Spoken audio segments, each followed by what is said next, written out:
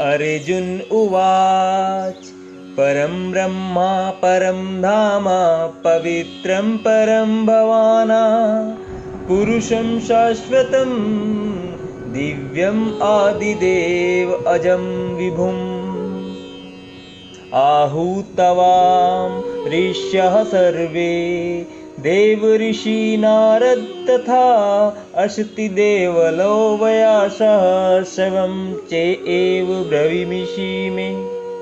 अर्जुन ने कहा, आप परम भगवान, परम धाम, परम पवित्र, परम सत्य है। आप नित्य, दिव्य, आदि पुरुष, अजन्मा तथा महानतम है। नारद, अशित, देवल तथा व्यास जैसे ऋषि आपके इस सत्य की पुष्टि करते हैं और आप स्वयं भी मुझसे प्रकट कह रहे हैं। तात्पर्य जानेंगे।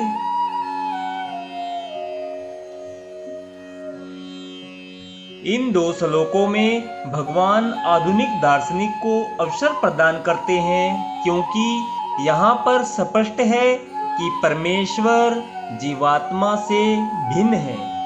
इस अध्याय के 4 महत्वपूर्ण श्लोकों को सुनकर अर्जुन की सारी शंकाएं जाती रही और उसने कृष्ण को भगवान स्वीकार कर लिया। उसने तुरंत ही उद्घोष किया, आप पर ब्रह्मा है। इसके पूर्व कृष्ण कह चुके हैं कि वे प्रत्येक वस्तु तथा प्रत्येक प्राणी के आदि कारण हैं। प्रत्येक देवता तथा प्रत्येक मनुष्य उन पर आश्रित है। वे अज्ञानवश अपने को भगवान से परम स्वतंत्र मानते हैं। ऐसा अज्ञान भक्ति करने से पूरी तरह मिट जाता है। भगवान ने पिछले श्लोक में इसकी पूरी व्याख्या की है। अब भगवत कृपा से अर्जुन उन्हें परम सत्य रूप में स्वीकार कर रहा है, जो वैदिक आदेशों के सर्वथा अनुरूप है। ऐसा नहीं है कि परम सखा होने के कारण अर्जुन कृष्ण की चाटुकारी करते हुए उन्हें परम सत्य भगवान कह रहा है। इन 2 श्लोकों में अर्जुन जो भी कहता है उसकी पुष्टि वैदिक सत्य द्वारा होती है। वैदिक आदेश इसकी पुष्टि करते हैं कि जो कोई परमेश्वर की भक्ति करता है वही उन्हें समझ सकता है, अन्य कोई नहीं। इन श्लोकों में अर्जुन द्वारा कहे शब्द वैदिक आदेशों द्वारा पुष्ट होते हैं। केन उपनिषद में कहा गया है कि पर ब्रह्मा प्रत्येक वस्तु के आश्रय है, और कृष्ण पहले ही कह चुके हैं कि सारी वस्तुएं उन्हीं पर आश्रित है। मुंडक उपनिषद में पुष्टि की गई है कि जिन परमेश्वर पर सब कुछ आश्रित है उन्हें उनके चिंतन में रत रहकर ही प्राप्त किया जा सकता है। कृष्ण का यह निरंतर चिंतन स्मरण है, जो भक्ति की नव विधियों में से है। भक्ति के द्वारा ही मनुष्य कृष्ण की स्थिति को समझ सकता है और इस भौतिक देह से छुटकारा पा सकता है। वेदों में परमेश्वर को परम पवित्र माना गया है।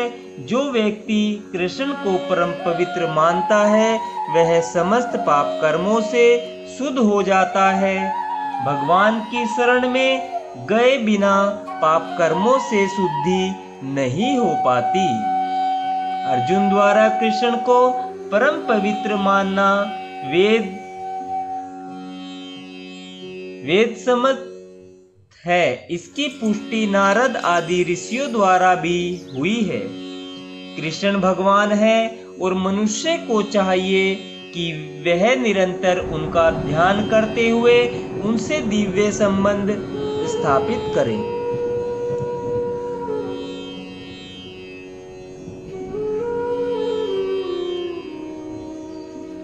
कृष्ण भगवान है और मनुष्य को चाहिए कि वे निरंतर उनका ध्यान करते हुए उनसे दिव्य संबंध स्थापित करे। वे परम अस्तित्व हैं। वे समस्त शारीरिक आवश्यकताओं तथा जन्म मरण से मुक्त है। इसकी पुष्टि अर्जुन ही नहीं अपितु सारे वेद पुराण तथा इतिहास ग्रंथ करते हैं। सारे वैदिक साहित्य में कृष्ण का ऐसा वर्णन मिलता है और भगवान स्वयं भी चौथे अध्याय में कहते हैं, यद्यपि मैं अजन्मा हूँ किंतु धर्म की स्थापना के लिए इस पृथ्वी पर प्रकट होता हूँ।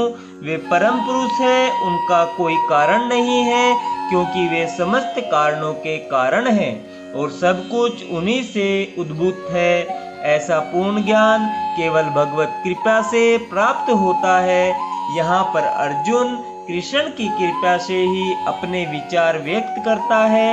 यदि हम भगवत गीता को समझना चाहते हैं तो हमें इन दोनों श्लोकों के कथनों को स्वीकार करना होगा। यह परंपरा प्रणाली कहलाती है, अर्थात गुरु परंपरा को मानना। परंपरा प्रणाली के बिना भगवत गीता को नहीं समझा जा सकता। यह तथाकथित विद्यालयी शिक्षा द्वारा संभव नहीं है। दुर्भाग्यवश जिन्हें अपनी उच्च शिक्षा का घमंड है, वे वैदिक साहित्य के इतने प्रमाणों के होते हुए भी अपने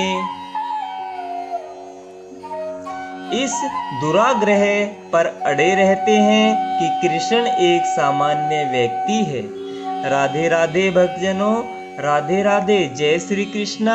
आज हमने श्रीमद् भागवत गीता के अध्याय 10 के श्लोक नंबर 12 और 13 का आनंद लिया है। कल हम 14वें श्लोक का आनंद लेंगे। राधे राधे। जय श्री कृष्णा। भगवान श्री कृष्ण की कृपा आप सभी पर बनी रहे। राधे राधे।